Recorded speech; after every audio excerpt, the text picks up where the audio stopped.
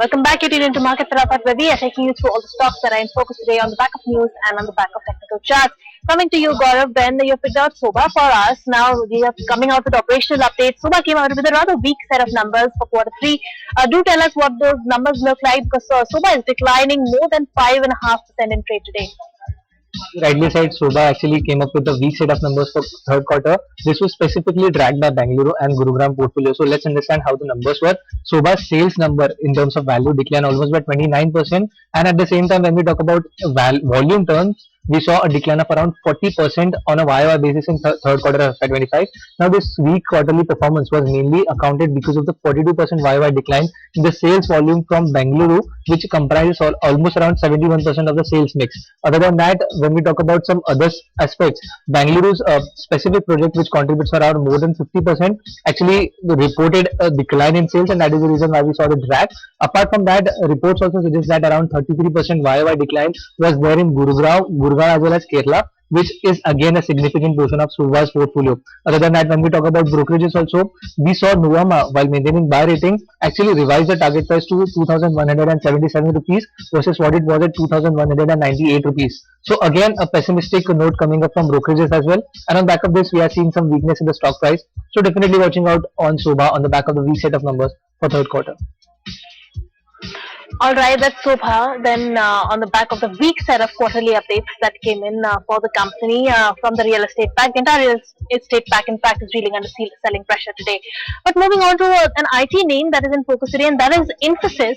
Infosys on the back of brokerage note that has come out for quarter three FY25. Jefferies expect Infosys to narrow its growth guidance to between 4 to 4.5% on a year-on-year basis in constant currency terms. Nomura expects a constant currency growth of 0.2% on a sequential basis in a seasonally weak quarter, that is quarter three. They also expect the EBIT margin to improve 30 basis points on a quarter-on-quarter basis. The company did not get affected by any salary hike. BofA also says that the Infosys could indicate comfort at the upper band, at the upper end of their current revenue guidance of 3.75 to 4.5%.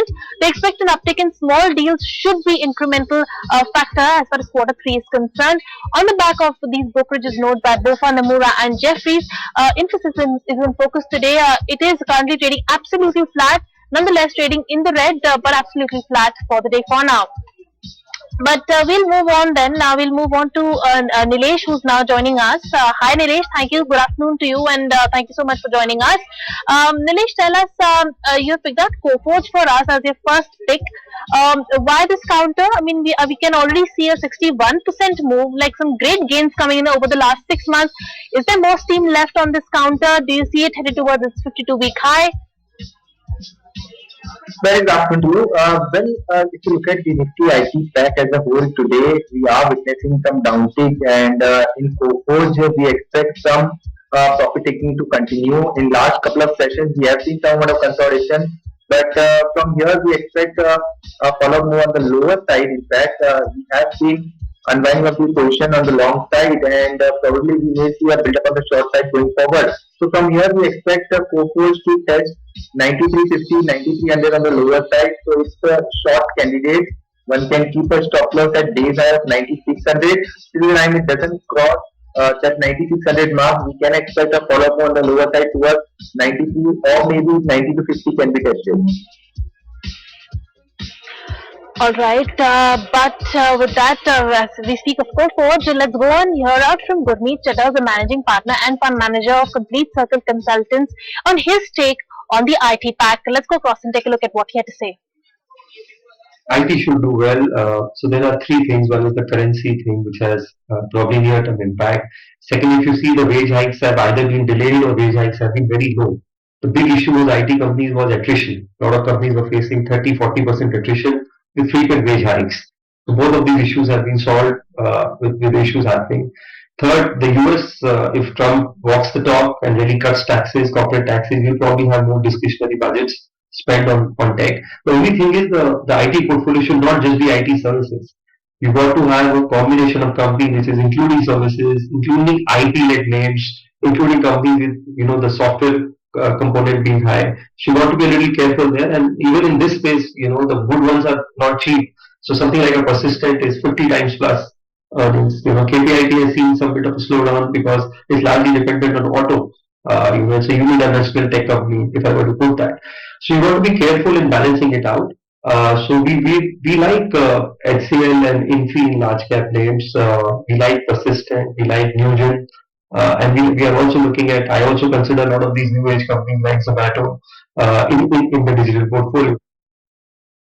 All right, that's the word coming in by Gurmeet on the IT pack. But moving on from IT pack to hospitality sector, Nilesh, you picked out Indian hotels for us. Uh, Nilesh, it's a no-brainer. Indian hotels has been a giver. But in the last 1 month, we are seeing a bit of a consolidation. Actually, the stock has been rather flattish in the last 1 month. If you look at their moves, from here on, how do you see Indian hotels going? What are the levels that you're penciling in? It's already sitting at 835. Just a few points away from its 52-week high of 894. So there's no doubt about that. The Indian hotel has been one of the outperformer, and we have seen recently the stock has hit a new record high as well. But soon after that, we are witnessing some profit taking, and we expect this profit taking to continue. So it's again a short candidate. We expect Indian hotel to test its 50-day moving average that is placed at 800. So from current levels, we may see further downtick towards 800 levels. 855 should be the stop loss for the short position. So we are expecting some profit taking to continue. And from a position point of view, it's no doubt in an uptrend, in a very strong uptrend, but there has to be some retracement. So to play that retracement, Indian hotel can be shorted. All right, Indian Hotels, a shorting opportunity coming in there. But moving on to Dr. Reddy's lab, Nomura has come out and they're maintaining an upgrade. Gaurav, tell us what are the target price for this one and what is Nomura saying? So let's talk about Dr. Reddy's. Let me just correct you a little. It is actually Nuvama who came up with the note, who upgraded the rating to buy and also gave a target price to 1553 rupees versus what it was at 1215 rupees. So let's understand what is happening in Dr. Reddy's. So Revlimid was one of the patents which is expiring in 2026. Now this poses a significant threat to Dr. Reddy's according to some of the analysts. But at the same time, when we talk about this drug, this also contributes around 40% of its EBITDA in FY24. But what Nuvama says is that management has actually outlined some of the strategies to come out from the pain that we may see because of the Revlimids going out of the portfolio. What they're saying is that the key assets are there, such as some of the assets which will be launched in Canada, and there are some biosimilar projects which will be launched in US, which can actually bring the EBITDA again to break-even point. And at the same time, when we talk about valuations, they believe that the currently company is at a break-even point and also offers a better risk-reward on the back of the valuations. And when we talk about the stock performance, also it is up in trade on the back of this note. So definitely watching out at Dr. Reddy's on the back of the positive note came up from Nuvama today. All right, keeping with the pharma pack then, Rahul Chadha, who's the founder and CIO of Shikara Investment Management, believes that there is an opportunity in the traditional pharma space, the CDMO and the hospital names. Let's go across and listen in to his views on the healthcare space. Opportunity comes again both in traditional pharma, CDMO, and hospitals. See, these are hospitals are particularly names we've invested in last 5 6 years. They've done well. Again, go through a breather for a couple of quarters, but the demand story is secular. You look at the numbers of diabetic patients, the cancer patient in India; those are humongous numbers. And again, people have willingness, propensity to pay. Insurance coverage is better, so that's where the hospitals is. For pharma, the story is that look, in the past we saw a significant erosion in generic drug pricing in the US. That's not happening. So the capacities are limited over there, and a lot of these pharma companies are smart. So there is talks of some of them kind of going into the GLP-1 opportunity in next 2 3 years in markets like Canada, etc. So those can be additional triggers for these pharma companies. So good growth stories, secular growth stories. Again, one has to be mindful about valuations. One's got to be mindful of the fact that the companies one is invested in do not have significant one-off or are not riding a significant one-off opportunity. So that comes with it. All right, with that, it's time for us to slip into a short break. You don't go anywhere on the other side. We're getting you some more buzzes. Stay tuned.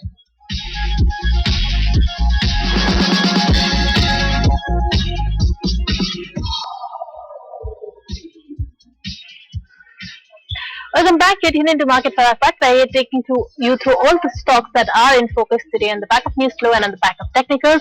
And on the back of that, let's focus on Tata Steel, which is in focus today on the back of the quarter three updates that has trickled in for the company. Well, they feel that they've said that its crude steel production in the country grew by 6% to 5.68 million tons in the third quarter of the current fiscal. The company's crude steel output was 5.35 MT in the corresponding quarter in the previous fiscal. The deliveries in India has reached a 5.29 MT, for the third quarter, up 8.4% on a year-on-year basis due to its steady sales in the domestic market and strategic presence in exports. Tata Steel's Netherlands reported a liquid steel production of 1.76 million tons for the third quarter, with deliveries of 1.53 million tons. Now, Tata Steel UK's output stood at zero for the quarter on account of closure of its blast furnace in the second quarter of FY25, and the deliveries dropped 12.5% on a year-on-year basis to 0.56 million tons. Now, however, the company has reconfigured its supply chain to sustain customer servicing through downstream processing of purchased, substrates. That's the exchange filing said for Tata Steel. On the back of that, we are seeing right now very flat moves coming in for Tata Steel. It is trading in the red with the very flat with cuts, minor cuts of 0.2%, but it's in focus on the back of those updates coming in. But moving on, Nilesh, you've picked out Siemens for us. Tell us, what are you seeing on the charts for this counter? So Siemens, one of the underperforming the recent times, the stock broke down, given a breakdown below its 200 exponential moving average. And also it was trading in a very tight range since past almost 8 to 10 months now. That range has been broken down. So structure is looking slightly on a weaker side, and we can expect a follow-up move on the lower side towards 6,200 to 6,000. So 6,000 can be seen from a short to medium term point of view. 6,500 should be the stop loss for the short position, and if it reclaims 6,500, then we might see a short term rally. That looks like it is heading towards 6,100 to 6,000 kind of levels on the lower side. Uh, Moving on, then Gaurav, I'll come to you for Reliance, which has been really holding up the Nifty. But before that, let me quickly mark the market. Speaking of Nifty, we're seeing a recovery of 190 points, almost 8 tenths of it's up 8 tenths of a percent. It's a recovery of 190 points coming in. In fact, if you look at Sensex, that's up. That has recovered more than 500 points from the day's lows. So there's a recovery, sharp recovery coming in for Sensex. Nifty also posing a smart recovery, at least for now. If you look at the Sensex has recovered 645 points. Actually, it's trading up 8 tenths of a percent from the day's lows. So smart recovery coming in on both the benchmark indices for now. But we'll move on to a heavyweight that has been lending its support to the Nifty since morning, and that's Reliance. On the back of brokerage note, tell us, Gaurav, what does the brokerage note say? Reliance 2% up in trade today. Well, yes, this giant is up 2% in trade, and the reason being that there are two brokerage notes which are actually being bullish on the company. So first, let's talk about Jefferies, who maintained buy rating at a target price of 1,690 rupees. What they are saying is that valuation for the company is at the cheapest level since COVID. At the same time, Reliance has already been underperformer if we compare it with the Nifty. Other than that, what they're saying is that the concerns around the medium-term growth perspective in terms of Reliance and growth earning for FY25 are there. But with this, they are projecting around 14% EBITDA growth in FY26, and all the segments will be contributing to the growth. Other than that, Bernstein is also being bullish. They have maintained their outperform rating at a target price of 1,520 rupees. They believe that 2025 will see a recovery for Reliance. Jio's ARPU can increase at a rate of around 12%, and at the same time, retail will revert back the double-digit EBITDA growth for Reliance. And that is the reason when we talk about stock performance also, it is holding up with the gains of more than 2%. So definitely watching out on this counter on the back of the brokerage note, a positive brokerage note coming up on the company. All right, a positive brokerage note coming in on Reliance. Coming to you also, Nilesh, you have also picked out Reliance for us. While there is a positive brokerage note coming in for Reliance today on the charts, what are the kind of moves that you see?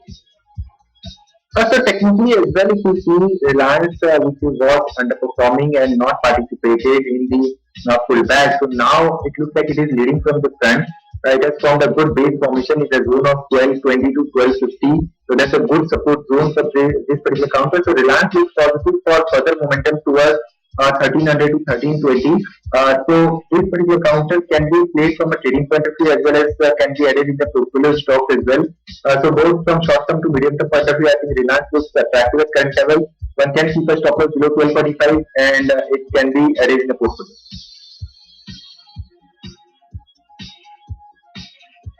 All right, moving on then. That's Reliance on the charts as well as on the back of brokerage note. Positive bullish brokerage note coming in on Reliance. But moving on to the cement pack, that is in focus today. Second day in a row. Yesterday we saw Nomura's note coming, channel check coming out on the cement pack. Today we have CLSA that has come out with a note on the cement pack. They feel that the earnings visibility is improving. The pockets of opportunity is arising. They turn constructive on the sector as they see incrementally better earnings visibility in the calendar year 2025. 25, they expect demand upcycle to resume as several levers start contributing with profitability at a multi-quarter low. They now expect companies to be relatively more disciplined in competition. The price increases are likely to remain muted and lower than past average. They expect the industry profit pool to rise 25% on a year-on-year basis in FY26, more than the larger players on the market share gains and cost saving. Inorganic expansions is also something that's likely to remain in focus. They prefer picks as Ambuja and Ultratech among the large caps and Dalmia Bharat in the mid caps, and they have upgraded Dalmia Bharat as well to overweight from a hold, and they've set the target price to 2,110. And ACC also, they have given an upgrade and they've set the target price at 2,580 rupees. In the back of that, we see a cement pack in focus today. Dalmia Bharat in fact is trading with gains of 1% right now. Moving on then, Nilesh, we'll come to you. You've picked out SRF for us. Tell us, what do you see on the charts for this counter? So majority of the chemical stocks have started participating in the rally in last couple of trading sessions. So SRF, I think it is on the verge of a breakout. Technically, the stock is forming a good base formation as well as on daily time frame chart. If you see, it looks like inverted HNS pattern breakout coming in the SRF stock. So looks attractive. Good bit of on the long side can be seen as well on derivative front. So we can expect a follow move towards 24.50. So that's the immediate target in this particular stock. And stop loss can be placed somewhere around 2340. Moving on then, Nifty is posing a really sharp recovery right now, 221 points up. In fact, it has now switched to, it's trading in the green now and it's up. It's crossed those 23,700 levels. We were facing a bit of a resistance, right just before the 23,000, 700 levels, but we have managed to cross that now. We are in the green territory. We are trading flat for now, but a sharp recovery of 220 points coming in on the Nifty. We are sitting pretty above the 23,700 and 700 levels for now, as far as Nifty is concerned. So smart recovery coming in as far as the markets are concerned, and smart recovery coming in on the Sensex as well. But let's go across and to you, Gaurav. You picked out the auto pack for us. Jeffries has come out with a note for the auto pack. Do tell us what does the note say? Yes. Auto pack, specifically when we talk about companies like M&M, Eicher Motors and TVS are in focus because Jeffries have now turned positive on these companies. What they are saying is that they remain positive on the IT Indian autos overall, and at the same time their preference will be on the two-wheeler segment and the tractors over passenger vehicles and trucks. They say they believe that valuations are not cheap, but at the same time they also believe that premium multiples should remain for the companies who have better growth outlook. And with this, their preference list includes Mahindra and Mahindra, Eicher Motors and TVS. On all these companies, they have maintained their buy rating. And at the same time, there is another news flow coming up on Mahindra and Mahindra. Earlier, we saw Maruti was up in trade today because of the electric vehicle that they are launching. At the same time, we have already seen Mahindra came up with the two electric vehicles, and now they have also announced pricing for two models. What they are saying is that these models will be priced at a cheaper level if we compare it with peers. The first vehicle, which is Mahindra XCV 9e, will be priced at around 30.9 lakh, while the other vehicle V6 will be priced at around 25.6 lakh. So another affordable pack is what we can say from Mahindra in terms of electric vehicle. And on back of this, we will be definitely watching out on this overall auto segment, specifically on the companies mentioned by Jeffries on the back of a positive note coming up from them. Moving on then from the auto pack to the paint sector. Tell us, Nilesh, what do you see for Berger Paints? The paint segment is one area where the competition is really heating up. But on the charts also, you can see that the impact coming in on Berger Paints. It has been in a consolidation mode, corrective phase in the last 6 odd months. Tell us from now on, do you see this counter breaking down, or do you see a recovery coming in on Berger? Also, there's no doubt about that. We have seen a lot of underperformance in the paint space. Both Berger Paint, Asian Paint, the Hammer. Now it looks like they have gone into extremely volatile territory. Now from here we can expect a dead cat bounce or strong recovery. So Berger pin specifically this particular counter is looking attractive from a risk and reward point of view. One can keep a stop loss below 445 and this particular Berger pin can be added for upside target of 435 to 480. So purely from a trading perspective, I think a Berger pin looks attractive for a pullback to continue towards 480 to 49.